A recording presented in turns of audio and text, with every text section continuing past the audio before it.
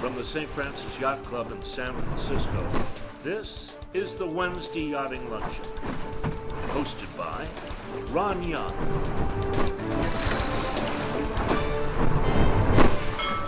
Welcome to the Wednesday Yachting Luncheon, live from the virtual grill room of the St. Francis Yacht Club. As every competitive athlete knows, the Olympic Games are special. Held every fourth year, an Olympic gold or silver or bronze is 4 times rarer and more treasured than World Championship medals, which are awarded annually. Today's edition of the Wednesday Yachting Luncheon includes 2 interviews with U.S. Olympic fin sailor Luke Muller, who represented America in the just completed Tokyo Olympic Games of 2021. The pre-Olympics interview was recorded just before Luke left for the game, and the post-Olympics interview was recorded just after Luke returned from Tokyo. Enjoy. Luke Muller, nice to see you again, mate, and welcome to the Wednesday Yachting Luncheon. Hey, Ron, thanks for having me. Well, so let's see, you're about to get on a plane. What's your reason for getting on a plane right now, weeks before the Olympic Games start? Tell me what your calendar holds for you. Yeah, so I'm about to hop on a plane to Spain. I just finished up a 2-week stint at home in the U.S., and before then I was in Portugal finishing up the World Championships. I'm going to Spain to train with the guys that were just ahead of me at the Worlds and just behind me. It'll be a good, tight group of really strong sailors, and so I'm going over to Europe to train with the best in order to dial up my speed for Tokyo. What was your best look when you were in your most recent racing? Up the breeze, down the breeze, reaching what? Oh, I was probably strongest upwind, but I have strengths and specialties throughout the range and up and downwind. But yeah, I didn't have many problems with my upwind speed. When you say specialties, talk to us about what you mean by specialties. Oh, well, there's moments on the race course where certain competitors have advantages and I have my own perceived advantages. There are moments where you do all out sprints or sometimes where you're more steady. And thankfully this last World Championships, I was able to come back from slight mistakes and use my speed to my advantage to set myself up well. What sails are you using? I'm using North Sails out of Portsmouth, UK. Yeah, we worked with Paul Hobson for quite a number of years now, and we've created our own, small design tweaks and requests. And so our orders aren't a simple, we'd like this model and this weight. Well, it's a long list, and every time we order, we have to make sure that every single thing is right. So yeah, that's how our sales work. For the non-Olympians in our audience, and without giving away any secrets, because we want you to have every advantage possible, give us an example of things you might say to a sailmaker. It'll be luff curve changes, which is pretty simple. But then also, whether or not we use fiberglass or carbon fiber, battens, whether or not they're glued or stitched on, whether or not they're removable, what kind of headboard slug someone uses, a headboard plate, the construction of it, whether or not we ask for a tighter tolerance on a hole, like the halyard hole. Cutbacks on a fin sail, we have a both in-haul and an out-haul, so we could actually move the entire foot relative to the mast rather than only having an out-haul line. And so a cutback is when the tack is actually cut away. There's some material cut away, and the grommet on the tack is moved aft.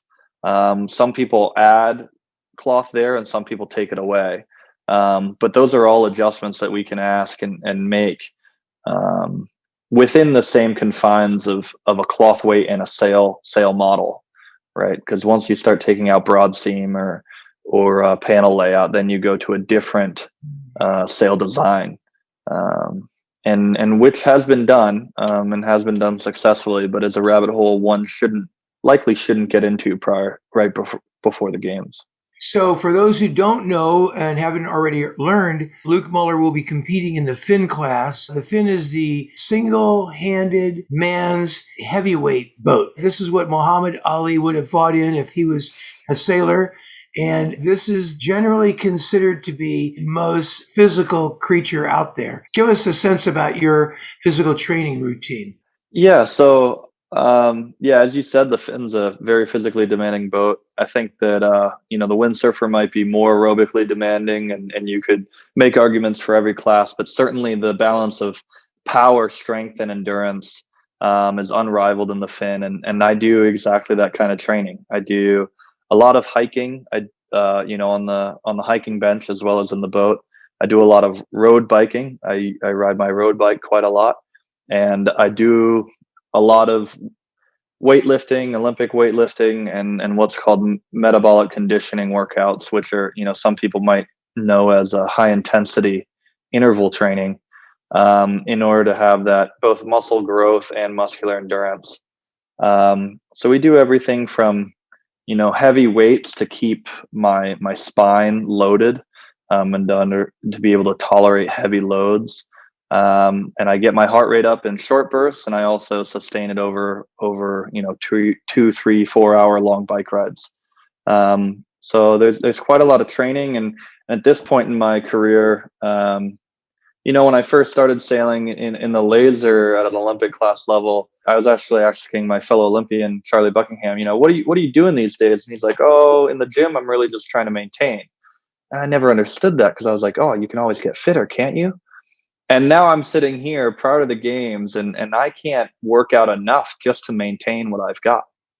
And so I've really learned to understand and be thankful for that piece of advice, because when I heard it, I wasn't fit enough to receive that advice. But now I'm applying it, and a lot of my work is to just try to be as fit as I have been. Give us some metrics around the conditioning that you're looking at. What's your height?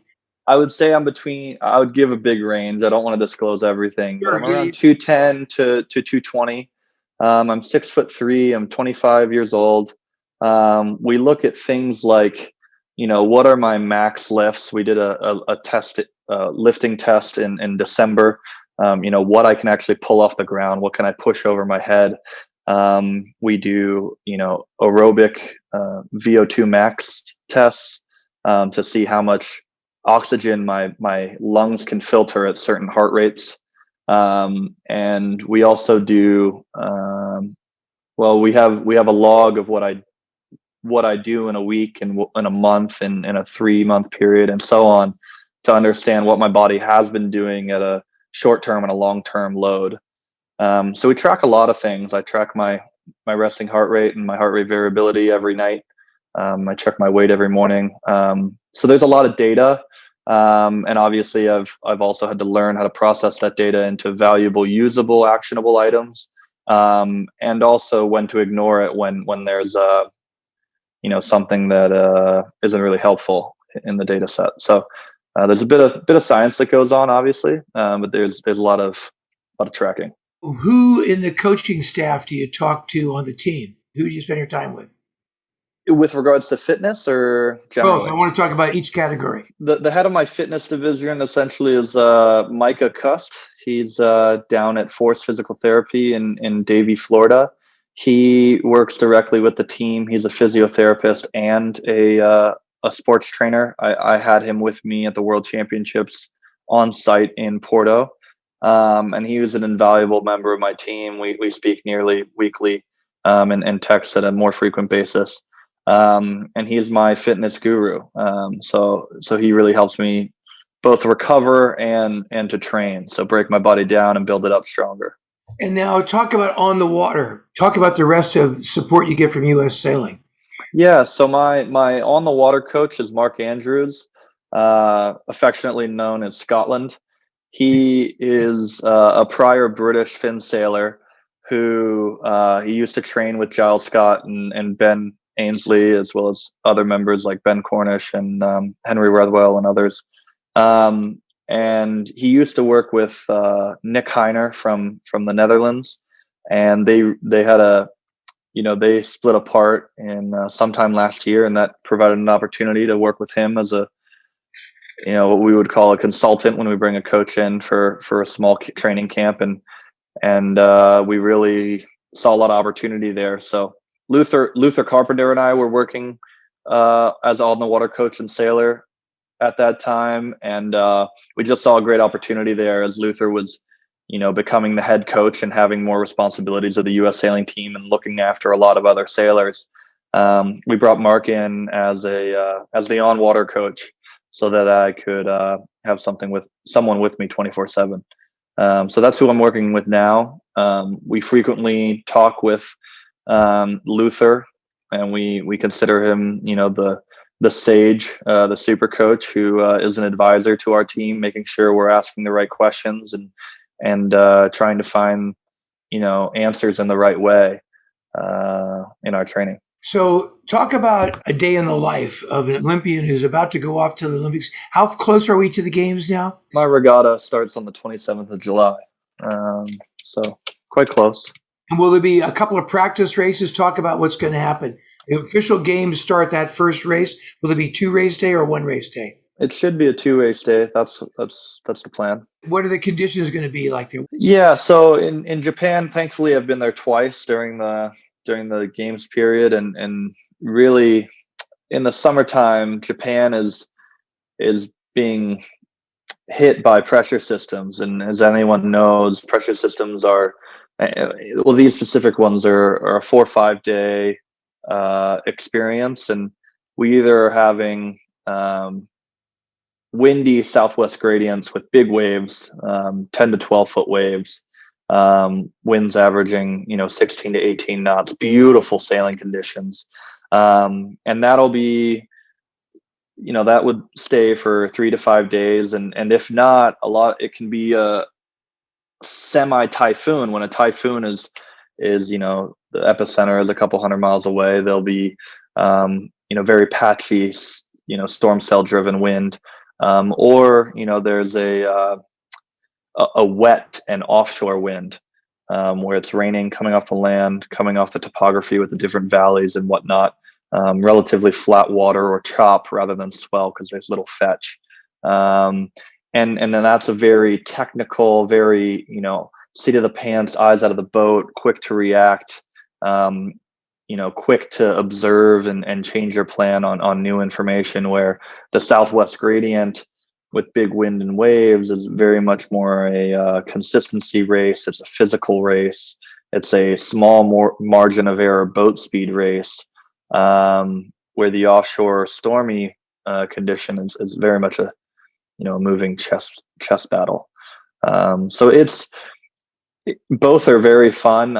There are a few in-betweener conditions, as we call them, but those are what we most likely expect in Tokyo, and they will both present a very challenging but also fun race course. With the sou'wester, the normal swell sou'wester, what's the wind range? It'll be anywhere. I mean, when it starts off, it could be only 13 to 15, but it typically cranks up to 18 to 22. We've seen up to 27. It's fun. It's a real deal. And then the offshore breeze, what's that one? What's the other one? And which direction is it coming from? That comes from the north primarily, and northeast, and it can be anywhere from 8 to 12 to 13 to 15.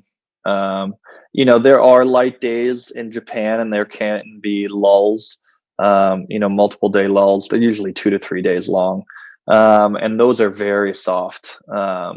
But for the most part, most of the good racing that we've done has been in hiking and pumping conditions. And what do you personally think you're best at? What do you think your best range is? A few years ago, I would have said I'm a light air specialist. Whether or not I was, particularly proud of it, I had my best races in the light air. And although I still maintain those skills, I would say that I would much rather, size myself up with my competition in the physical conditions. So it's fun, I think, from my perspective, to have that background and that history of having, one specialty, but now I feel like I'm much more well-rounded, and maybe that's why I did much better in Porto, that I can, race against the best and size myself up and win races in good conditions. So talk about that regatta. Tell us about the venue, etc. Yeah, so Porto is in the north of Portugal. It's a west-facing coast. It's sort of like the California of Europe, if you will. Great surfing, a lot of swell, and this time of year again, there are low pressure systems that come off the coast of Greenland and Iceland and come down and hit Western Europe, and so it goes between a wet, I would say a wet streak so rainy and storm cell and sometimes no wind and sometimes big squally wind, which is only 30-45 minute gusts and then dies between.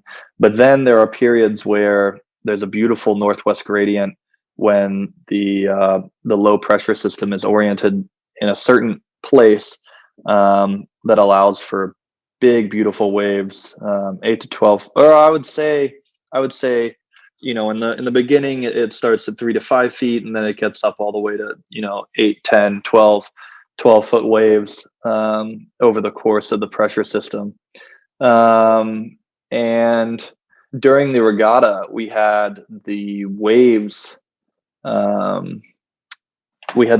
from a big pressure system, and yet we had wind from all different directions.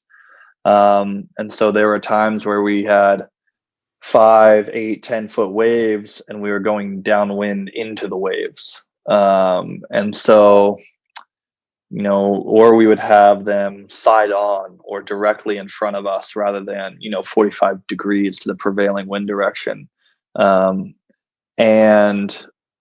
that presented a unique challenge. It demanded a lot of really good active trimming, a lot of observing the telltales and predicting how the wave would affect the speed of the boat and the apparent wind as a result. And so that's a little bit of the condition and how it affected the sailing.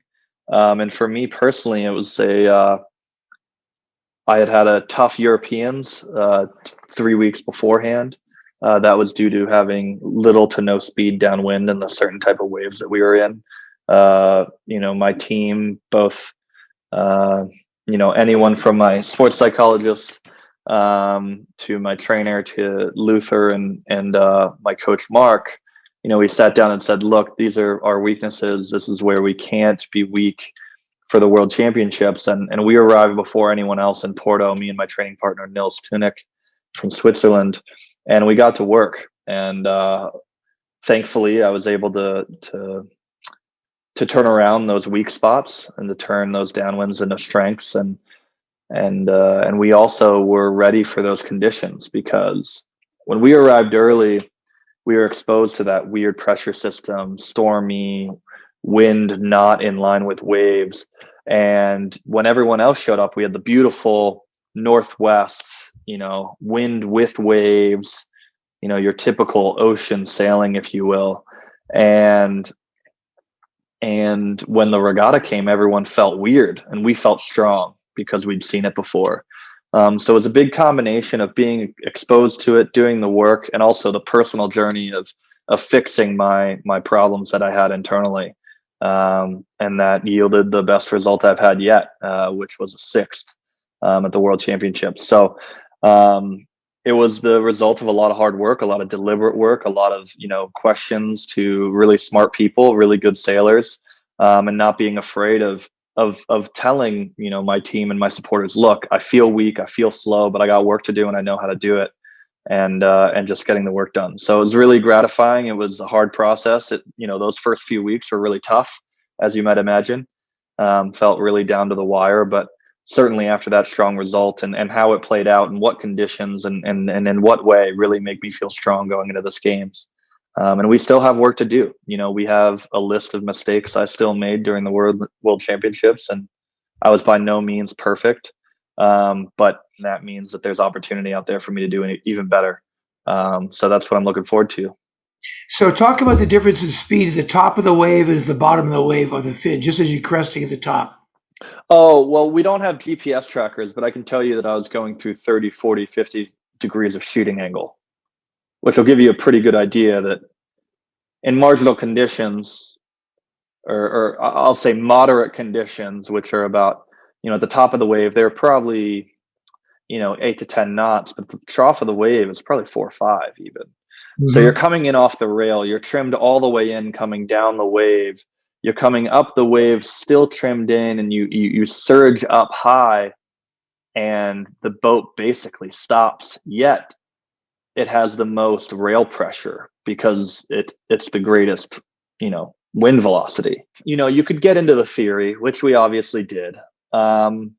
Yet it was much more about looking at our telltales. What's the real-time data, and how does that real-time data being sheet pressure, telltales, rudder load, and rail pressure, under the seat of my pants, and translating that into action. What do I do when, and how to make the boat go as fast towards the mark as possible, which doesn't always mean having the highest course angle, the closest angle to the wind. It was a big test. And I think that it valued a sailor that's strong in the fundamentals.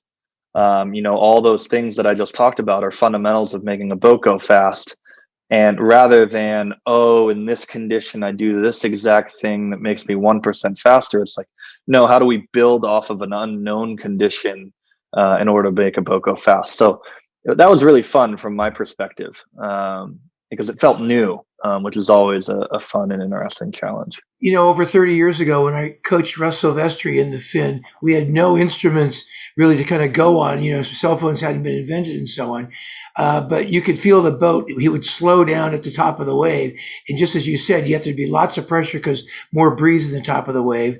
And so you had this incredible way of wiggling across the waves and over. There was nothing like your waves on Long Beach. It was much, much choppier, flatter, but not like you're going to see there. So these conditions that you saw in the Worlds, what's different about what you're going to see in Japan from what you saw in Porto? Yeah, so that northwest breeze, wind with waves, was very similar to that consistent southwester that we get in Japan. And we're likely to see some more of that in Santander, which I'm really excited about. And I've so we got a bit of exposure to that, which is one of our weak areas, because we did a lot of work in Miami, which is very similar to the offshore breeze in Tokyo. We have our hours of exposure to the conditions that we'll see in Japan.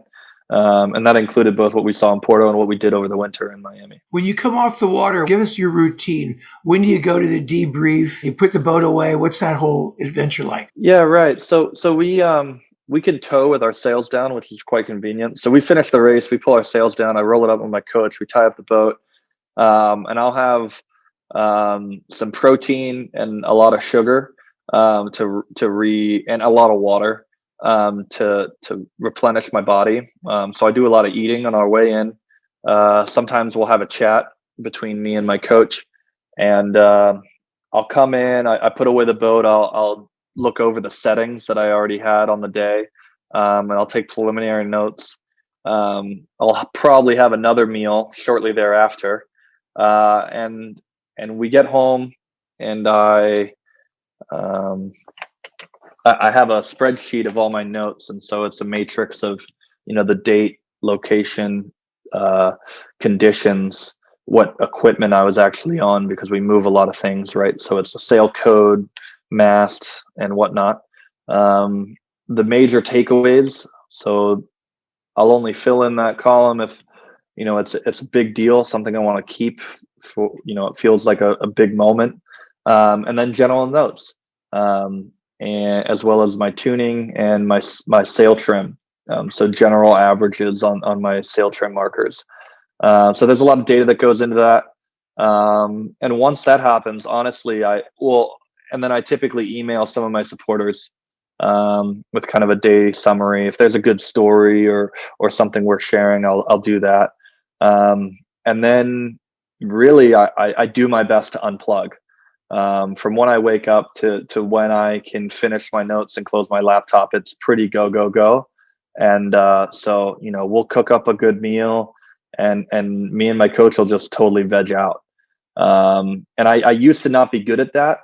I used to have to constantly work. I was a workaholic, and I, whether it was studying in university or reading a technical book, I always tried to keep engaged. And to be honest, I overworked myself. And so really finding that balance and finding that time to sit on the couch and watch TV, frankly, which I thought was a waste of time, but it's the only way that I can exert myself as hard as I do during my time that I'm on and working.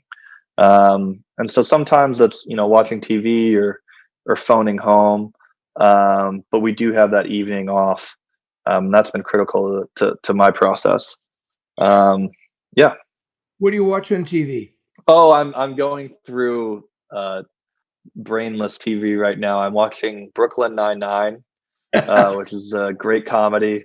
I used to laugh at people and scowl at people who watch stuff like that, but I love it's fun.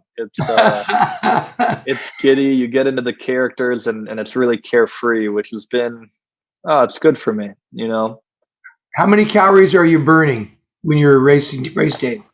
Oh, thousands. Many, many thousands. Probably between 5 and 10, sometimes even 12. I think I may have burned 12,000 in a day in Tokyo one day, 2 summers ago. Mm-hmm. So yeah, there's a lot of output there. When you're doing work, people who don't know what a hiking bench is, it's a bench on land that duplicates the hiking environment on the boat, where he braces his feet like he was on the boat and does essentially sit-ups backwards off the back of the bench. What's your reps? How many reps do you do? How many cycles? Oh, I can't tell you that. I'm sorry. They're perfect. I don't want you to tell me anything that's going to give anybody an advantage, but just using those terms allows our audience to understand that you've got a whole routine down about what you do to duplicate the yachting environment. So now give people a little bit about your background. Where did you start sailing and where did you grow up? Yeah, I was born in Fort Pierce, Florida, which is a beach town on the East Coast, about middle of the state. I was born to a family of windsurfers, and I've got 2 older siblings who are 10 years older than me, and I've got a little brother who's just a little over a year younger than me, and I've got a half brother who's just under 10 years younger than me. So a big spread, big family, and we're all in the water. Grew up there. I actually started sailing Optis at a U.S. sailing center down in Martin County. At what age? I was about I was always in the water. We were in boats at 4, 5, 6. As long as I could hold on to something, I was on a boat, but didn't really start getting into racing, I think, until I was about 8. We played all kinds of sports, and me and my little brother, my mom would take us from school to the beach, and then we go from the beach to roller hockey or soccer or t-ball or flag football or basketball practice, and then we go to the skate park afterwards. And so she had to find a way to get all our energy out, and we did that for quite a few years, and then it was all sailing, and then it was coming home and pulling the boat what year out. is it all sailing? This is by 11, 12? Oh, probably earlier. Okay, probably 9 or 10. Yeah, and I think I sailed Optis until I was about 11. I forget the age limit, but I sized out early. And then started sailing and lasers. So yeah, it was a part of the family. My family's still super connected. My sister is the Olympic director of the U.S. Sailing Team, Meredith Brody. My brother, Philip Muller, runs 2-9er skiff squad out of the U.S. Sailing Center in Miami, in Coconut Grove. He's coached a few teams to World Championship youth medals. And yeah, so we're all still a big part of it. And it's great to be a part of a family like that. So when you were, so what age did you get? You went lasers from age what to what? Oh, probably 13 or 15 to 18. I sized out of lasers, if that wasn't apparent. At the end of my senior year of high school, that the summer right before college. And I came out to Stanford to attend university, and I was calling everyone and anyone to get on a boat and to find a boat to be able to sail. And actually, Russ Sylvester was the only one calling me at midnight or 1 a.m. in the morning trying to find me a boat. And, he both helped me and pushed me. And finally, we connected with Forrest Gay. I'm sure you may know him. And of course. Yeah, he gave me a great deal on his boat, and And I think he even helped me drive it to the Stanford boathouse because, of course, I didn't have a car. And and that's where it all took off. And Russ has been a supporter of mine since then. And I really couldn't have done it without the St. Francis and just the San Francisco Bay sailing community. So this club is, I'm a member of the St. Francis, and this club and this community is a major part of my success and definitely part of my founding story. So thank you for everyone out there who know their part. If somebody wants to give you financial support, how do they do? What's the best way, Luke? The easiest way to find the information is to go to lukemuller.blog/donate. And there's information there of how to send a check. Unfortunately, I don't have an online donation set up unless people would like to give me a direct donation without tax benefits. But those are the ones on my website are tax deductible, and that everyone should be able to find it there. Perfect. So tell us about the games now. It's going to start on the 27th of July. And then when is the opening ceremony? That's going to be before you start sailing. Yeah, it'll be a few days before. Japan will be quite weird. It'll be a little different because of the COVID regulations. I believe at this moment, only 5 to 8% of the population is vaccinated. They were a little behind the curve on buying their vaccinations. And so they're going to regulate our movement, and they're actually going to track us on our phones and make sure that, we're separate, in a complete bubble from the population, which is understandable. I see their point of, if tens of thousands of people were, flying into their country during this situation. We're very lucky in the US that many have, if not all or most, have vaccinations. But the flip side is that they want to keep their people safe. And so we're going to be contained between, riding in a bus in the Olympic Village and the venue and our boat park.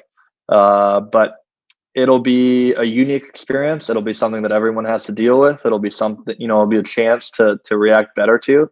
And so I'm looking forward to trying to make that a perceived advantage for me. It's really terrific for you to share time with us just before you go off to the biggest dance there is. We wish you the very best of all possible outcomes in the Olympics. Congratulations on making the Olympic team. We want the best for you in Tokyo, Luke. So thanks very much for sharing your story with the Wednesday Yachting Luncheon, buddy. Thank you, Ron, and thank you, everyone in part of the community. I really appreciate you. Take care.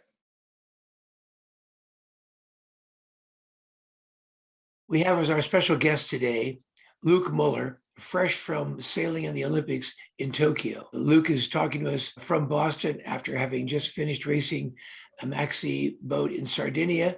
And welcome to the Wednesday Yachting Luncheon, Luke Muller. Welcome back, mate. Hi, everyone. Hey, Ron. It's good to be here. So first of all, you got a picture in the background. What's that picture? Yeah, it's just an old black and white photo of some boat building up in Maine. Really have, rich history of boat building and just marine life up here in New England. So yeah, a little bit of my apartment. So now, before we get to the Olympics, you just came back from Sardinia. What was your ride in Sardinia? Yeah, I was working with Proteus, a Maxi 72 team. It's been a while since that group was together, and it was a good mix of veteran, big boat sailors and some new blood. I sailed there with Michael Menninger and Mac Agnese, Christina Zakalaris, a good group of, legends like Robbie Doyle and the boat captain, Reggie Cole. So it's a great group, good exposure.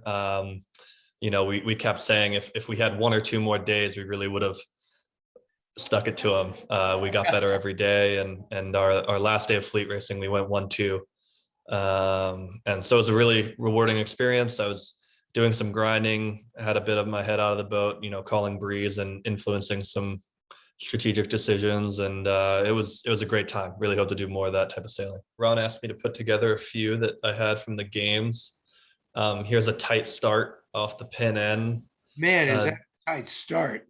Get out of Dodge. Who's that just behind Australia? He's a little off. Looks like he's bearing away a little bit there. Yeah. This is I think I'm 4th up from the pin. there may be one or two boats below there actually, off to the right, off of screen.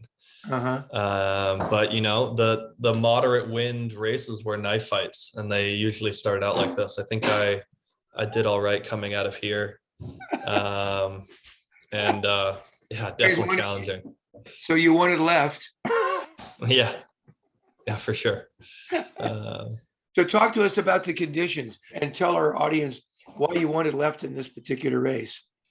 Yeah, this race was early on. I don't think it was a race to the left. This is just kind of, we had a shorter starting line, and the density of our fleet looks, and this is kind of an illusion because we're at this, you know, a beam angle. But you know, this is kind of a general start where there's an open race course. It's under 8 knots. It's probably 6-7 knots, probably 6.5. And our goal here is to just start straight, get fast, and have good lands to focus on our speed. The speed differences are small in the fin, but if you have a small percentage advantage over your competition, you can eke out a boat length or two over the course of an upwind here, just from straight line speed. And the wind was generally consistent. I think we had two races where there were major lead changes based on leverage.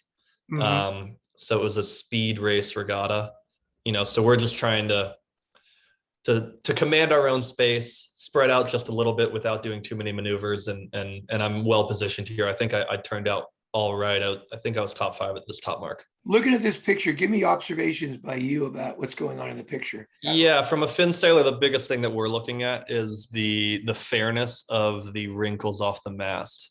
And you can kind of tell automatically whether or not someone's set up well and how they're set up differently.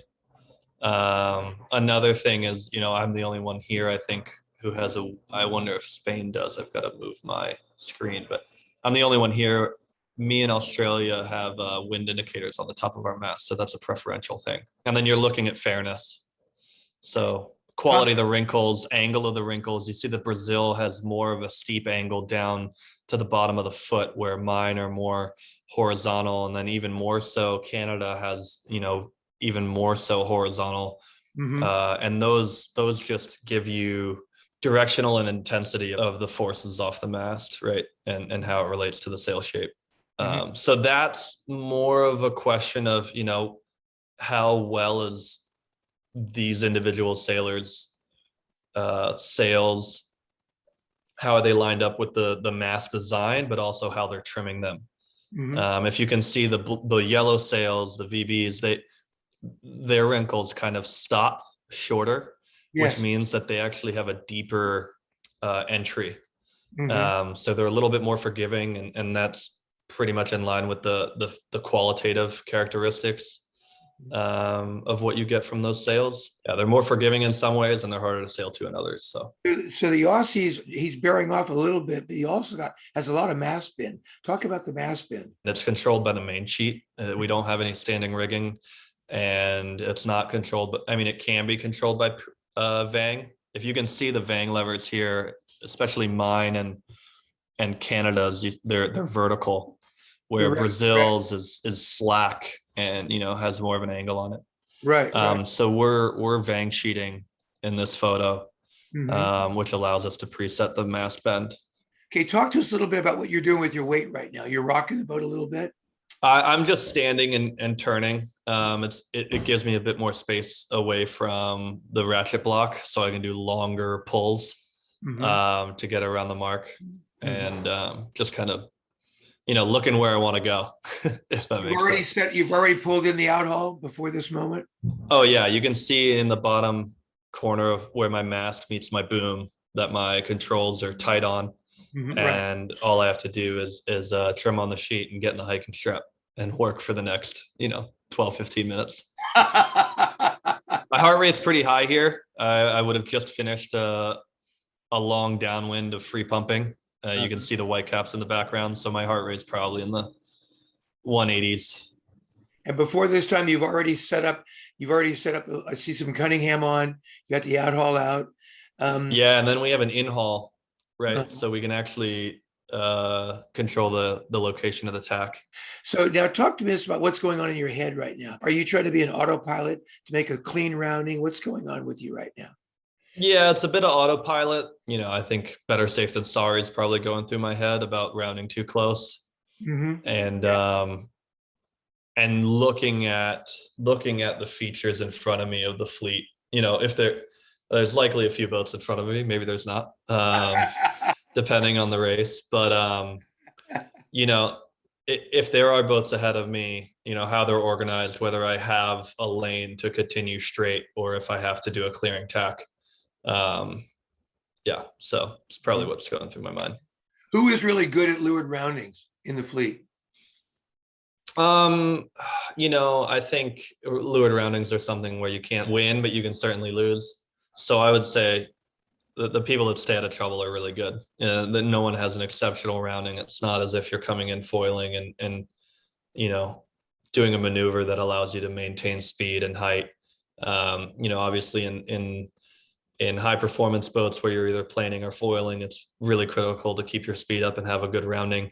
In these slower boats, the subtleties and the details are elsewhere. And so describe everybody, how many races in the series? There are 10 fleet races and then a 2 per day, and then for 5 days, and then a match race of double points on the 6th day. And how did the weather vary from the beginning of the regatta to the end of the regatta? We had an odd trough day, where the weather system changed. Wind was 180 degrees at the end of the day, different than the beginning of the day on the first day. The following 2 days were light and pretty consistent. Third and fourth day were pretty solid breeze, and then the fifth day was very light. It was in the 5 to 7 knot range. I think we may have seen 10. We were free pumping, but it didn't really feel like that. Describe the Olympic Village. I've been in these before in LA and Atlanta. It's real kind of fun and exciting because all the athletes are there. Describe it for everybody. Yeah, so I only went to the satellite village the real main village one day before the opening ceremony. I actually let me flip through and so here's our satellite village. Mm-hmm. So we were in a place called Oiso, which is south of Enoshima. It's about an hour and a half south of Tokyo. Uh-huh. This is really a beautiful shot. Unfortunately, we weren't allowed outside. So that beautiful pool, infinity pool you see at the bottom of the screen, that was not for us. And they had this amazing sports park and water park that was filled with locals, but we, having come from many parts of the world, were not allowed outside. So we came out on our decks, and this is kind of my moment of reprieve. The only time I could be outside the venue. Yeah, that's kind of our setup. Here's a picture of Riley Gibbs splicing in our dorm room. He was my roommate for the games. That's great. Spent many hours splicing. Uh-huh. And that's a bit of the opening ceremony. Let's go back to splicing for a second. So part of the game in sailing is the gear. Part of the attraction for many of us is just sort of all the mechanics of the whole thing, and having clean, good-looking gear and cool-looking, smooth, tapered splices. How good would you rate Riley at splicing? Oh, Riley's a phenomenal rigger. Yeah, world-class rigger. I appreciate your aspect of, sleek and good-looking lines, but purely our rigging is functional, and a lot of he would replace his halyards and his spinnaker sheets very on an interval of a few days, and so this is completely of necessity and utilitarian, and I think different people serve different habits, right? I think Riley enjoys the process. It's meditative for him. Right. I don't want to speak for him, but it certainly is a part of his process, and so he likes to do it. I think maybe someone else would do their splicing beforehand and bring a batch of pre-made rope. Others like to do it during the regatta, and so my lines would have to be replaced only every a few months. And so I would do that, and I loved that day. It was always fun. It's always nice to have a boat that looks very clean. I'd always take a photo and share it with the world. But on some boats, on the 72 that I just sailed on, we had to replace our spinnaker sheets every couple of days. And especially on the NACRA 17 with high loads and thin rope, they're going through it every couple of days as well. So that's part of the process, like I said. And it's definitely, every sailor has a bit of tinkerer in their blood. Right. And this is just, a little picture of what happens. Are you whipping the eye splices, or are you just making the tapers long enough so you don't need to whip them, or what? You can ask Riley about his specifics. My eye splice is on the 3 mil Dyneema that I use. I do a clean berry. I don't whip mine. No. Very cool. Zen. It's kind of a Zen thing. Yeah. It's been the opening ceremony. So as I was saying, the main village, we went for one day, and it was bittersweet. We were like, man, this is so cool. Our eyes were open, cheeks hurt from smiling and meeting tons of new people that I had known beforehand, from college and other places. Getting to see them again was really special, and meeting new people, and just exploring the facilities. But the other hand of it was very distracting. And I could not imagine trying to perform, in that environment. It has been done, and it probably would have been a bit like training during college, of setting your priorities and sights and having a time to take it all in at another time. But we were really glad to drive home and come back to our satellite village, where it was a little bit more low key. It was a bunch of sailors, and sailing, I think we have different personalities. You have the relaxed, mellow. I mean, even the windsurfing fleet, you have the relaxed, reggae music listening guy, and then the other person is super high wired. But at the main village, you have anything from, massive wrestlers and weightlifters and rugby players to, skateboarding 12, 13, 14-year-olds who are skating around or biking around on their bikes. So it was very cool to see. Glad we made the trip. Absolutely. Great fun. So how many in the American contingent? I believe there were, I'm sorry. I think only over 200 came to the ceremony. And there were many more that were at the games. A lot of that had to do with they were performing the next day, and we didn't get home until 1 or 2 a.m. But we did have a strong showing. I think those that watched the opening ceremony saw that China and the US had many participants in the opening ceremony, which was a lot of fun to be a part of. There was a lot of USA chanting in the tunnels beforehand, and we got to meet, I got to meet both flag bearers, and the sailors were right up front. You can see me right to the right of the USA holder. You can see Nikki Barnes here. I know that Steph Roble and Anna Weiss and Riley Gibbs and Pedro Pascual and Laura Delleman Weiss are all in this group. We got to ride the bus with the pro basketball players, both men and women. That was fun. Got to meet the baseball and water polo team. Many athletes. It was very cool. Glad we took the time to do that. Tell me a funny story about opening ceremony. One funny story that people may know is that Kevin Durant was there, and it was someone's birthday. And so they sang happy birthday to them, and it was very cool, and everyone clapped. And I think there's a big hoorah afterwards. And then one of the basketball players thought it would be funny if everyone sang happy birthday to Kevin. And he was off in the corner trying to mind his own business because he'd been bothered for photos all evening. And, they brought the whole crowd around him and started singing happy birthday. And he was just shaking his head. A bit more of the sailing photos. This was a windy day from the north, where the swell was crashing into the breakwater. This is a cool photo that I just can't. This is a shakedown session that I do the day before regattas, it's under an hour. I think this one was only 30-40 minutes, but it's about max effort, high intensity, low volume. I'm hiking on the reach out, about to trim in my sail and full hike for 5-10 minutes, and this is just a cool sequence where the water was kind of exploding on the wall. How right close behind are you me. to the wall there? I'm about 200-300 meters from it, which again shows you the illusion of being a beam with a long lens. But that's such a high wave, man, alive. Oh yeah. Was there a bounce back swell off that wall? No, not in this instance. No, not much. But there were times where that did happen in years prior, not during the games. Not when we were on that race course. No. Great.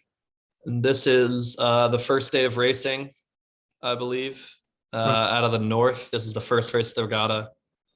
Likely the first downwind. I think I rounded the top in 4th or 5th. I fouled the Greek and had to do my turns. I was about 14th, 15th at the bottom. Describe, how did you foul the Greek? I came in on left ley line and port ley line and had to do a tack within 2 boat lengths of the mark. And it wasn't egregious, but it was enough to warrant a protest call.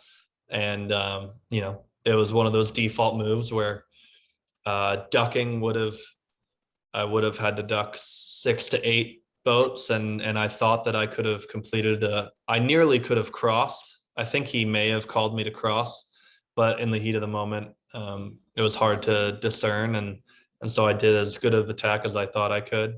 Onto starboard? Onto starboard, and when he called protest, I immediately did my turns to clear myself, and I was in the hunt. It was really hard, but I had a good second upwind, and I think I finished 6th that race. Good going. Good going. Yeah. Man. Also, for our audience, did you do your turns before you rounded or after the rounding? I believe I completed them after the offset mark, which we were allowed to do. Right. This is later in that first day. The wind shifted back to the southwest. It was a long day on the water. We had a few hours where we were under postponement with no wind, and this is kind of the dying light. It was an interesting, weather scenario where all the sails were backlit, so it's kind of cool. Now I know it's a bit of an illusion by the angle of the shot, but the boom. Tell everybody about the exercise of getting under your boom. Oh no, it's completely true that the boom is on the deck. And the only way to get under it is to uncleat the main and to let it rise above. So the mast basically holds tension on the boom, and to get under the boom during the tack, you have to ease the main sheet off, which straightens the mast and lifts the boom up to get under it. It's a bit like the star in that way. And like I said, we control our leach profile by setting up how the mast is without any tension on it, and then bringing the boom down to the deck. So how much vang do you have right in that shot right there? Would you consider? I have my upwind setting of vang, which is probably a few inches off the deck. It's optimized for tacks to reaccelerate out of the tack. So let's talk about a tack. You're on right here. You're in a port tack. You're going to tack on a starboard. Give us your steps 1, 2, 3, 4 through in a tack. Can you remember? You first identify where you're going to go, that you have a place to tack with a good lane. Typically make sure that the boat's flat, going well, and has good speed entering the tack.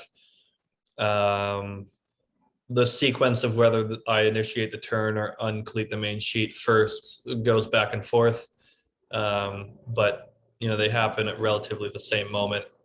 I keep the main sheet tight and the boom on the deck as I'm turning up, and then release it at the latest moment possible. Boom comes over, I cross, in the strap hiking, and I typically keep my hands crossed until after I've flattened, in order to steer with my old hand, as you would say, before switching my hands. Describe to people, you're basically, in this particular case right now, you're steering with your right hand on a port tack, and you're going to go up the breeze. And as you go under the boom, you got to switch hand. You're still holding on with your right hand behind your back at first. How do you switch? Yeah, exactly. And hike the boat down, get the boat settled, straighten out the rudder, and then switch. Then switch hands. Talk about getting your foot under the new hiking strap. The front foot goes under the strap. What do you do there? Yeah, front foot first, and then 2 feet in, hike it down, and then switch. Once I switch, I typically have to sheet the main all the way back onto the deck because it slips a little bit. Mm-hmm. And talk about your pumps as you go through. You're setting it up, rolling to leeward. Describe that a little bit. Not so much. It depends on the wind velocity, but in light air, principle is steer with your weight, and if you're turning up, you want to induce a little bit of heel so that you don't have to steer with your arm. You can just steer with your weight. When you hit the new high side, based upon how much breeze there is, describe how you everything's there are certain thresholds of the tack. In light air, you want to be patient, wait till it to heel a lot, so you get a bit of a roll and a flatten to go faster. In flat water, moderate breeze, you're typically going at a slightly heeled boat, and as the wind progresses, you want less and less heel exiting the tack. In this photo, you can see me free pumping downwind, which means that I'm holding the main sheet 1-to-1 and pumping the sail as I go down the wave. That's a good photo of me hiking a bit. And this is a photo of me and Giles. Giles won the gold in Japan. We were training partners in the final 2 months leading up to the games. Talk about stuff you learned from Giles. A lot of it was mentality, pace, and setup. We didn't collaborate quite a lot, but the things you learn and practice, just doing repetitions. He's pumping right now. He's basically just pulling the boat forward. You're pumping. Describe the action for people who haven't sailed. If you can imagine rowing, how there's a catch of the oar in the water, and then you pull the oar backwards and then release it. It's kind of the same thing that we do, but with the sail in the air.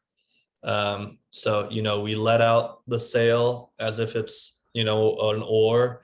We flatten the boat, and then we catch it. We don't go in the water, but we catch the air and pull as if we would pull, rowing a boat. And what we're doing is trying to induce planing to surf and sail in the waves. On balance, who'd you get a lot of respect for in the games? Who'd you like?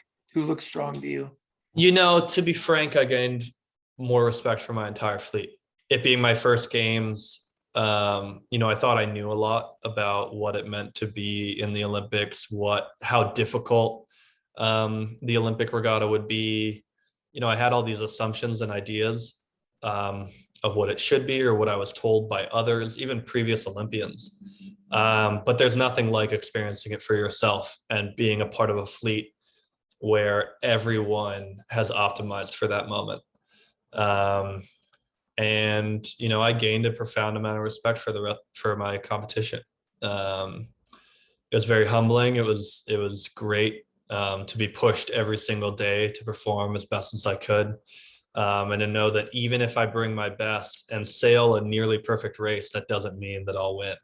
And that's really cool. I think that's one of the most attractive things. The idea that sailing, you can never be perfect and you can always be better is very attractive, but the idea that you could be nearly perfect and your competition's going to be right there, that is a whole nother level of appeal.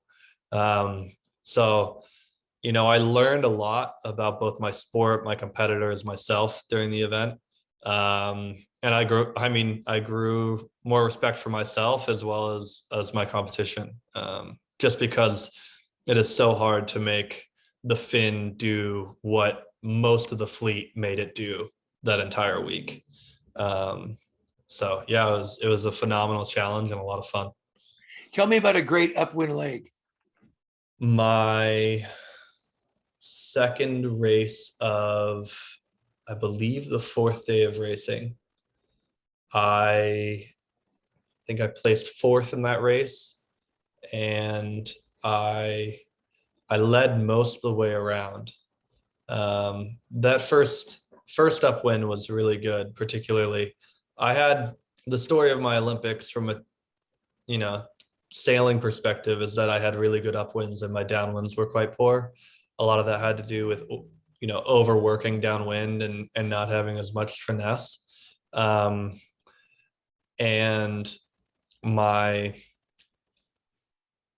I rounded quite well most of the time, but in this particular instance, I rounded first and I started off the boat end. It was one of those times where the right side was a place to race to because the current advantage on the island. And so, I tacked off shortly after the start, and just worked. I didn't look back all that often. And I think I looked back twice in my first tack, in a matter of, 4 or 5, probably 5 to 8 minutes. And, when I tacked off, there wasn't anybody between me and the mark, and just kept working, chipping along. And I led for the next lap and a half. That was a 3-lap race. That was really the first moment where my downwinds clicked. And the only reason was because I was so far ahead that I just said, okay, relax, take it piece by piece, and don't be rushed to go quickly. By the bottom mark, I was like, wow, they're not around me yet. And I led until the top of that second leg. So that was a great moment. Of course, I would have wished it happened a little sooner. But with the short timeline between when we were allowed to arrive and start sailing in Japan and the exposure conditions that we had, that was the third race that I had in those conditions. And I guess the third hour that I really had in those conditions prior to the Olympics. So, that it was what it was. And I just had to be grateful for that moment and having that opportunity. So now you're an Olympian. I mean, this is going to basically be with you for the rest of your life. Talk about the post-Olympics life. What do you have planned? What do you have scheduled? So when I first came home, we had a week off, my girlfriend and I in New Hampshire, and her parents have a nice quaint spot on a lake up there, and so we weren't allowed to, I said we're not allowed to schedule anything, and we just really took it all in and enjoyed each other's company. And my family came in the week after, and we had a big celebration, and I didn't have to work out the next morning, and so I could stay up a little later and and indulge a little. So that was a lot of fun. And now it's interesting. I've talked a lot about this with people, is that following the Olympics, a lot of sailors have to balance whether or not they continue in their class, and it's bittersweet. But because the fin is no longer in the Olympics, that part of the decision is kind of out of the way, right? It's not, will I sail the fin in the games next Olympics? It's, what's next? What's new for me? What do I want to keep the same? What do I want to change? So, it's sad that the fin's no longer in the Olympics, but I've been really grateful that I haven't had to, 2 weeks after the Olympics, have the nagging question of, oh, should I be on the water? Should I be training? Should I have been on the bike this last week?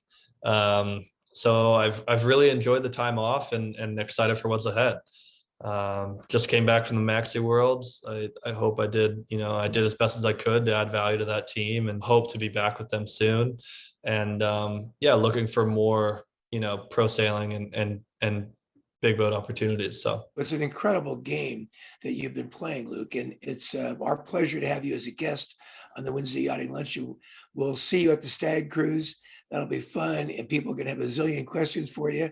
And what a proud moment. My goodness, you sailed in the last Olympics that held a fin in the basically what many have considered the toughest class in the sailing history of the game. So good on you, mate. Great to have you as our guest on the Wednesday Yachting Luncheon. Thank you so much for having me. It was a pleasure.